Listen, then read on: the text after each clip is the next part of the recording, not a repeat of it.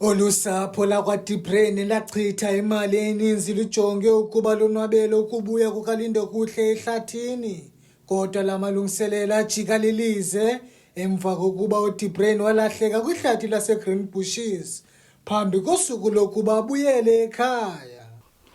Into eyenzekayo 2021 sasise umntana ehlathini eyokuluka.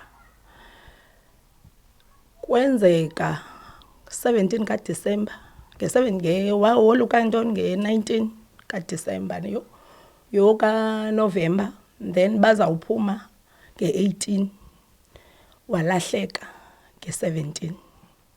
Thina like babeyiluvuyala ubrother wam nomalume ekuseni phaa kuye. Xa befika phaa kuthiwa uKuhle akekho. Oko bephumile nabo babehamba bemkhangela ke abakhwetha aba. Oko uKuhle bethe uyochama phaa ngezithuba zo-8 khangaphinda abonakali. So bona bafika phayana, hayi kuyakhangelwa kwenzeka ntoni uLindokuhle akekho. Yho, hayi andifuni uphosa akho nto yandilimaza njengaleyo into. Zange ndibe right tu. Wangeniswa ke Moslow omnye lo phaa eBack. Kwakumfana ozalana nalapha endlini wathi hayi abantu mabahambe because kukwenzeke le nto akho suppose kukho umgidi. Mos abanye abantu abayazi bamane befika abantu ngofika. Uyabo funeke bachazelwe le nto abantu bayafika umuntu umzekela utsho ingoma phaa xa ingena uyayiqonda. Andifuni uphosa leyo into indikhathazela because ndihleli phaa bekusuppose nami ndiyabhiyoza ndiyathini ukubona ndiyarejoice but andikwazi because umntana akakhanga abuye ehlathini.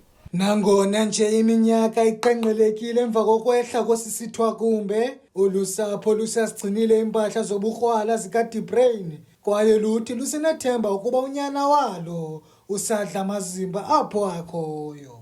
Ndiyavamusa abantu xa bethetha uba oku kwethambo lakhe andinayo into ethi uLindokuhle ubhubhile. Zange ndibe nayo ngelaa xesha uyayiqonda and uKuhle ngokomazi kwam uyayibona ke ngoku. Kungaske kuloo ndawo akuyo ukubona umthandazo wam uyi-1 kungaske kuloo ndawo akuyo abuyelwe zingqondo mhlawumbi ndiya-assume inoba akakho right kulaa ndawo akuyo uyayiqonda okanye ugcinwe ngulo mntu umgcinileyo ukubona. And ke umthandazo wam kungasikabuye wonke umntu umzekelo mose andithi ndiyapowusta ezigrupini ndiyathini kwezi groups zezindawo ukubona umntu ombonileyo ukubona surely ngoku unobubuphara kuloo ndawo akuyo uyayiqonda ke ngoku unobubuphara achaza uba nanku ndinguma kakuhle ndishiye inamba yam phaa ukubone andilali because ndihle nje kuFacebook ungathi uzawuthi qe umntu athi hayi simfumene uLindokuhle. Amapolisa athi asaqhuba nophando yaye amemelela umntu onolwazi ngokulahleka kwalo mfana aqhagamshelane nawo. SAPS Gqeberha Park is handling the missing person report.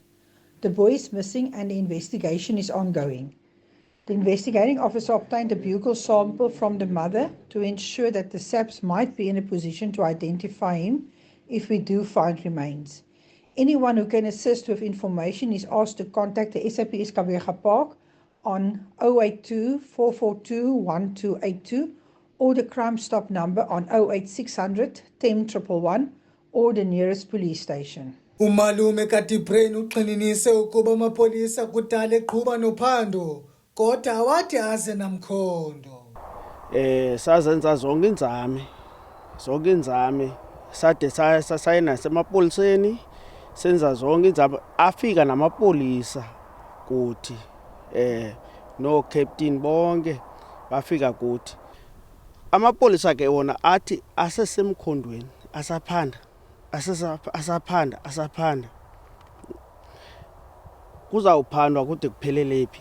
Olusapho lubongoza nabani na onolwazi malunga noLindokuhle Dibreni ukuba asengaphambili okanye aye emapoliseni. Kwiindaba zeMpuma Kapa TV, Dungasandile Njongi, eGqeberha.